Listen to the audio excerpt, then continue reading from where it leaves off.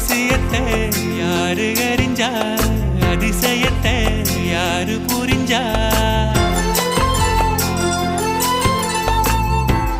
வெதக்கிற கைதானே மலர் பறிக்குது தினந்தோறும். மலர் தொடுக்க நாறு எடுத்து யார் தொடுத்தா மாலையாச்சு.